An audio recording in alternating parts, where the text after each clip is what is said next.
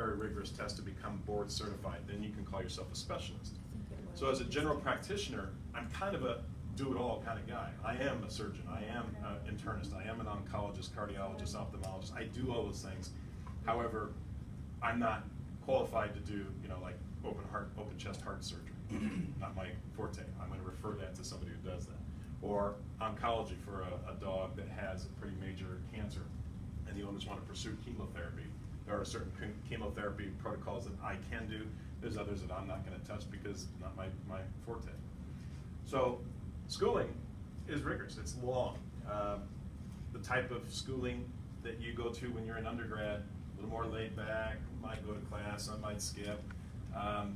In vet school, you cannot do that. It's every day, kind of an 8 a.m. to 6 p.m. kind of thing. And then, of course, you're spending the rest of the night studying your various disciplines and classes that you're taking that particular semester. You start off in undergrad taking a pre-vet curriculum. So usually you're going to be in the science department. You're a biology major or a chemistry major, although you do not have to be. You can also be a poli-sci major. But you have to take certain required classes. They call these the pre-vet requirements. And it's about 60 to 70 credit hours, equates to about 3 years of school. So some people could get all those done in 3 years and apply to vet school and maybe get in early and skip that 4th year of undergrad. But most of us end up getting a degree because getting into vet school is not a guarantee. There's only about 30 colleges, 30 vet schools, colleges of veterinary medicine in the country. And each of those, one of those schools have anywhere from about 80, 90 to about 150 students per class. So 30 schools, 100 students a class, there's only so many spots available. How much does getting your veterinary technician degree help for? Say it again. Before you go to college for a veterinary degree, how much does getting your veterinary technician degree have to beforehand help? So a veterinary technician, good question. Veterinary technician is a equivalent of a human nurse. So you go to school to become a veterinary technician. It's a shorter program. It's a 2-year degree, you get an associate's degree. There are a lot of folks who will go and become a vet tech, work, get into the field, get more knowledge, take some classes, and then apply to vet school and go on and become a veterinarian. But not everybody has to do that. And some people, I love it so much, I think I can do what the doctor does. I'm going to go ahead and try to get How much does that help with the schooling in the 8 years? I think it may end up causing you to go to school longer because you went to 2 years of undergrad, you worked for a couple of years, and you went back to school. But in terms of like on your application, oh, it's a big plus. And that's one thing. If you're interested in animals, or you're interested in going into the veterinary field, you really got to have an idea of what it is you're going to do. If you've never stepped foot in a vet clinic, if you haven't worked with animals, they're not going to look at your application very well. So you just have to do volunteer work. So even at the high school level, like I said earlier, when the kids come in and volunteer, you get some hours and you put that on your application. They like to see that. In fact, that raises it up a little bit. You got to have an appropriate GPA. Most vet schools have anywhere from a minimum 3.5, sometimes 3.2, but it's for the creme de la creme to go in and apply. You also have to take an entrance exam. Usually, again, while you're still in undergrad, you're taking a graduate entrance exam, something like the MCAT test, which is what people take before they go into medical school. They use it for vet school as well, or the GRE, which is a graduate record examination, I think it's called. And so you got to pass that, got to have the good grades, got to have the application resume, if you will, that you've been around animals and you worked in a vet clinic or volunteered, and you have to sit and have a one-on-one or one-on-5 interview with an admissions panel from the vet school. Do you think that the vet school, just like becoming a doctor, do you think does being a doctor cost more money than becoming a veterinarian? Like the college? So the student debt, the school, the debt of becoming a vet versus becoming a medical doctor, they're very similar. When I'm going to age myself, I graduated in '93. I came out with about $40,000 of college debt. Luckily, my parents helped to pay for my undergrad, so all I had to pay for was grad school. So that was $40,000 of grad school. I'm on a scholarship committee for Nebraska when kids are applying to get scholarships from the state of Nebraska, and I see their applications, and some of these folks have $80,000, $90,000 of debt, and they're just getting into vet school. And then they come in and go through vet school, they might end up with anywhere from $150,000 to $200,000 of debt. And when you're going into medical school, your first job out is going to probably pay 6 figures in most cases. In all the health professions field, I mean, I love being a veterinarian. I don't know what else I would do, but it's the lowest paid, and that has to be something you have to think about. But most of us who go into the veterinary field, that's not number one on our list. I mean, I got to make money to support, support myself, raise a family, buy a house, buy a car. But out of all the medical fields, veterinarians are paid the least, and it's mainly because there's not a safety net of insurance companies paying medical bills on my side of the coin versus medical doctors.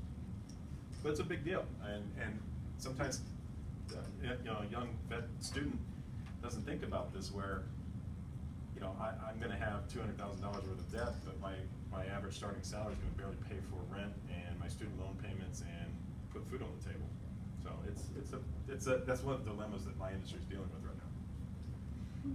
So once you apply, sit in the interview, get accepted. It's 4 years of school. The first 2 years are a lot of your ologies, your anatomy, physiology, pharmacology, endocrinology, different organ systems. You got to study the body from head to tail. This is where I think veterinarians are smarter than medical doctors. They only have to study one species, the human, right? I've studied dogs, cats, horses, cattle, sheep, chickens, birds, reptiles, if you so choose to do so. So your veterinarian has a lot of a knowledge base of different species, and there's a lot of similarities between a human and a dog. We share a lot of common anatomy, but a bird and a human is way different. So veterinarians have a lot more to study and learn about. So those first 2 years, you learn all the basic sciences of the anatomy and all that. The second 2 years, or the final 2 years, the third, fourth year, are your clinical years. That's when you actually get into a hospital. That's when you actually start to work on somebody's animal that's not, a laboratory research animal. It's actually this girl's animal that she wants to go home with today and have it well again. So you go through your clinical rotations, and you can become a veterinarian. You can track to do just small animal, which is what I do.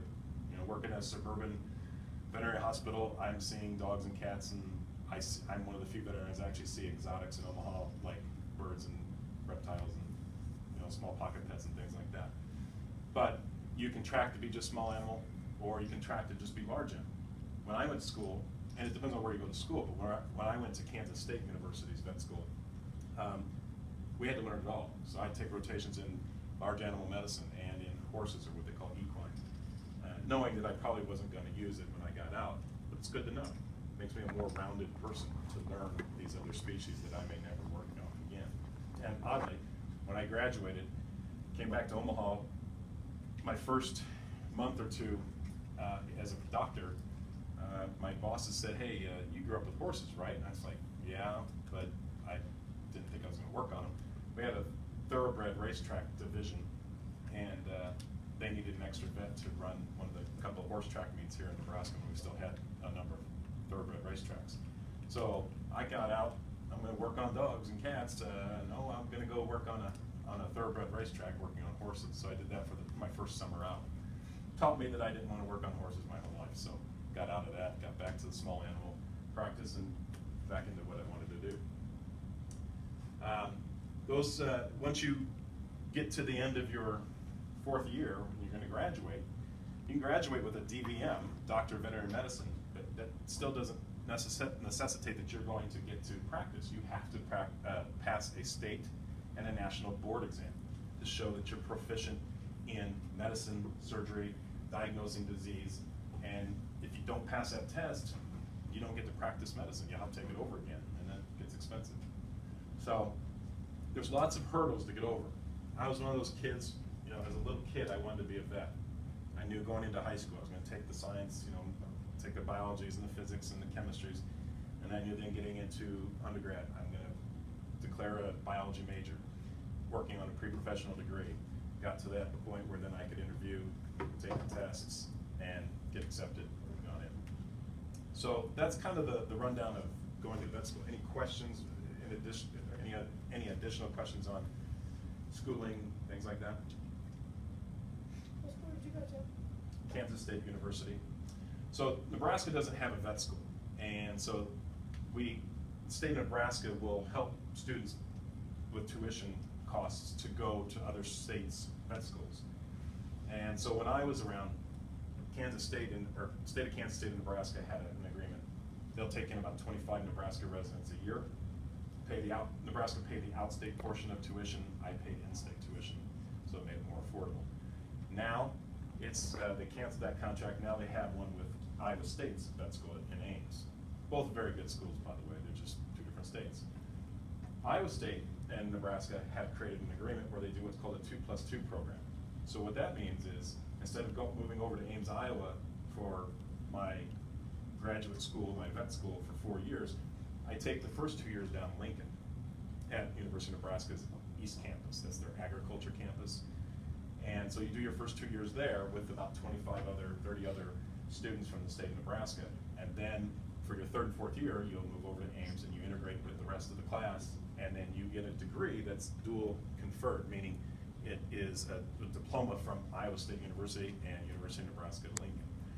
Unique. When they first started it up, I was kind of skeptical on whether that was going to actually work out or not. It's turned out to be a pretty good program.